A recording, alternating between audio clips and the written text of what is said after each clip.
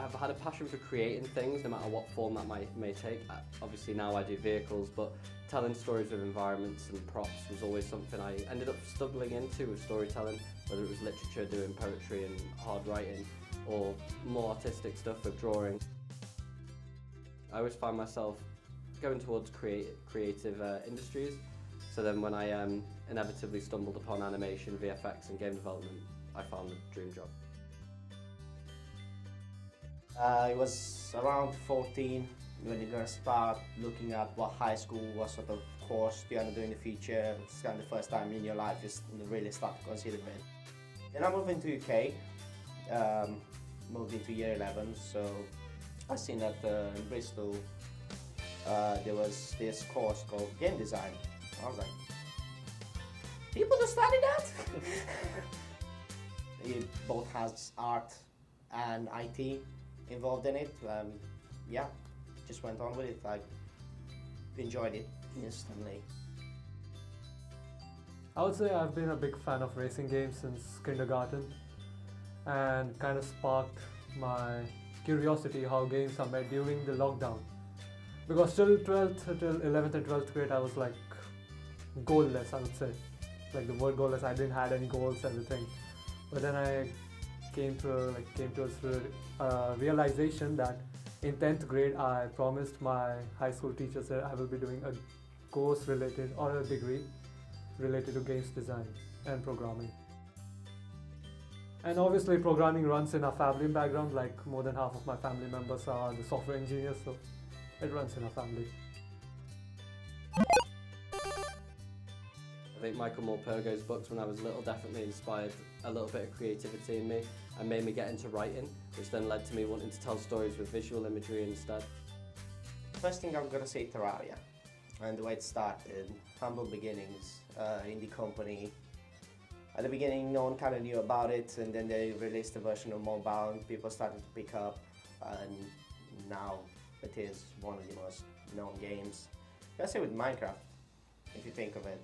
Again, just a couple guys started working on a passion project and they just developed it more. That to me was inspiring.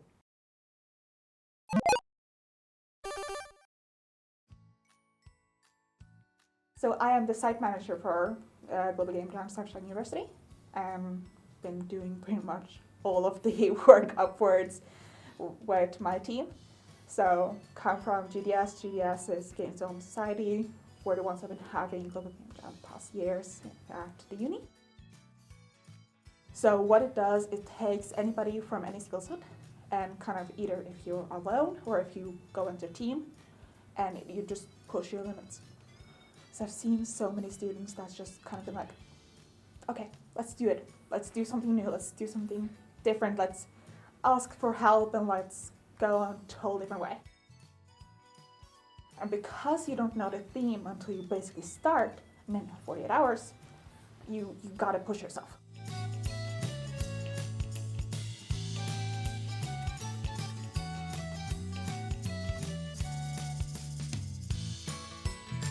My team name is Mind Control. Game's progressing very nice. It's just a basic puzzle game, but you have to survive. So we do have some power-ups like nitrogen molecule, potassium and magnesium. Like I kind of made the concept pretty realistic with my 9th grade biology. I am not officially in any team. I am a volunteer. I am helping around. Right now I did manage to team up with someone and I'm just making some 3D assets for them. How are you feeling right now? I'm feeling pretty good. I'm a little bit sleep deprived, you know, I've been working hard at the project, but I'm feeling good, I'm feeling fulfilled. We've made a fair bit of progress so far. We need to up the resolution a little bit on the menu, just do a bit of touch-ups. We're in the midst of implementing an online leaderboard at the moment, so we need to finish that up. But yeah, overall we're doing alright, hard at work. I think it doesn't just benefit students taking part in these game jams, I think it benefits everybody, the spectators and industry professionals alike. Collaboration is easily the most important thing you will ever learn in your life, and that can definitely be applied to game development. The people you meet and the skills you learn when you're trying to problem solve and getting different perspectives on similar problems is just all great exposure and, well, skill development. Probably the best experience out of it is the connections I've been building for the past 48 hours. Like, straight up meeting people in the industry, that's a huge deal. We already spoke, we're gonna have a couple of beers at the end of this, like, I cannot wait for that. It's almost 12 o'clock at midnight, basically, and we have facilitated they have an opportunity to just sit down, just make games, just enjoy it, be safe, make sure that they just have a good time. Everything's planned out except the fact that I'm dealing with sleep deprivation.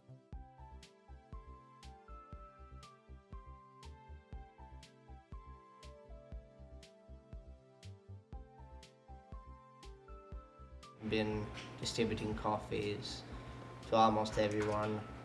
I think I already mentioned it's trying to get people to engage back, trying to get people to understand, hey, we're here for you, we got all this stuff, don't be ashamed to ask, we got it for you. I think one of the biggest challenges I've faced in the games industry is adapting to change. It's a quick moving industry that requires constant development, skill build up, and improvising, adapting and overcoming.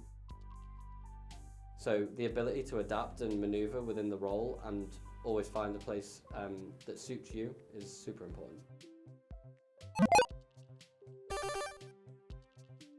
I think take part in events like this. You get exposed to industry professionals and you make friends all over the country. The students who I used to take part in game jams with are now industry professionals, so people have spoke to us today about having a full industry team. They were not full industry 2 or 3 years ago.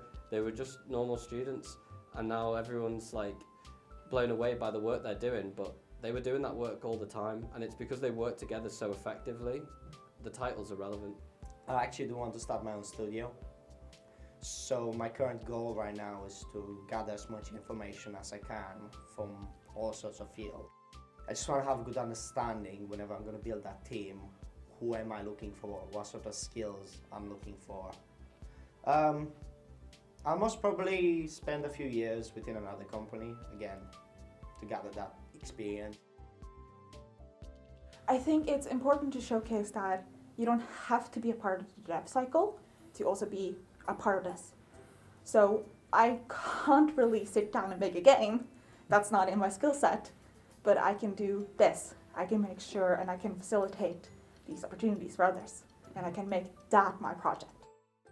And it's so important that we have these people in the background doing these things, and it's a thankful job. I think it's important that we remember that video game development isn't just about playing games, it's about telling stories and making them along the way.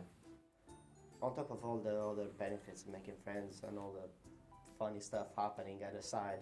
So yeah, but definitely join next year.